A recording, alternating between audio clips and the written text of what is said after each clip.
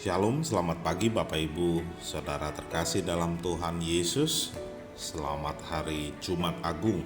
Dan kembali lagi saya menyapa pagi ini melalui firman Tuhan dengan tema Kasih-Nya mengubah segalanya. Yeremia 31 ayat 3 berbunyi demikian. Dari jauh Tuhan menampakkan diri kepadanya. Aku mengasihi engkau dengan kasih yang kekal. Sebab itu aku melanjutkan kasih setiaku kepadamu.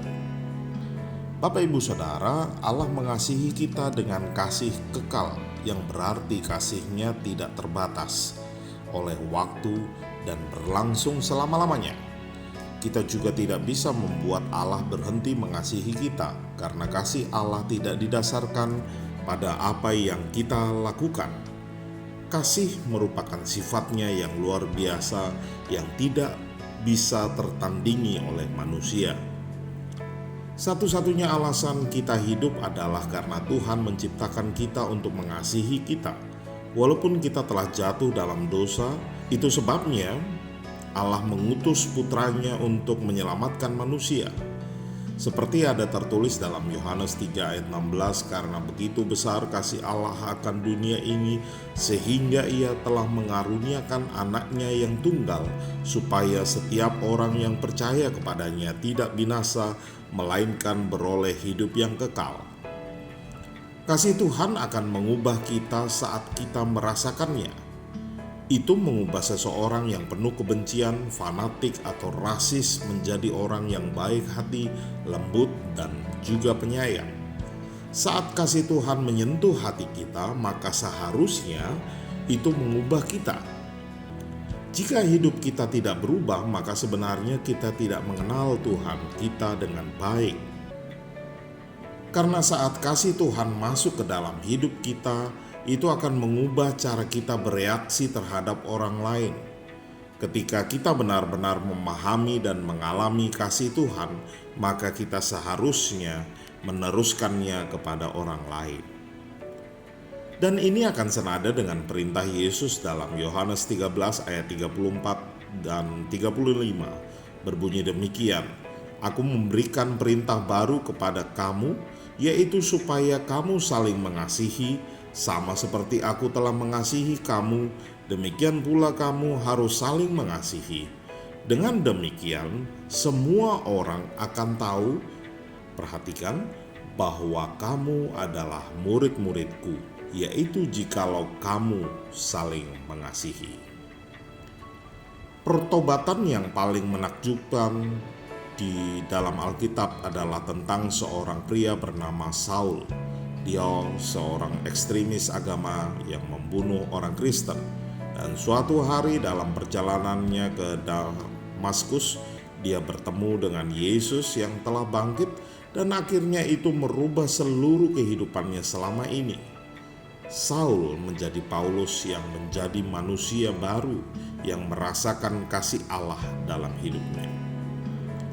Kasih Tuhan yang kekal dan bebas sepenuhnya akan melakukannya. Kasih Allah itu akan mengubah hidup kita. Pertanyaannya, apakah kasih Yesus melalui pengorbanannya di kayu salib mengubah diri kita menjadi baik seturut kehendaknya? Atau kita hanya sekedar percaya Yesus tanpa merubah diri kita? Amin. Mari kita berdoa. Terpujilah namamu Bapa, kami mengucap syukur akan setiap berkat penyertaan Tuhan dalam hidup kami. Terlebih lagi firman-Mu mengingatkan kami kembali di momen Jumat Agung ini, kasih Tuhan yang begitu luar biasa, yang seharusnya boleh berdampak dalam hidup kami, dan kami sendiri akan menyalurkan kasih Kristus kepada banyak orang.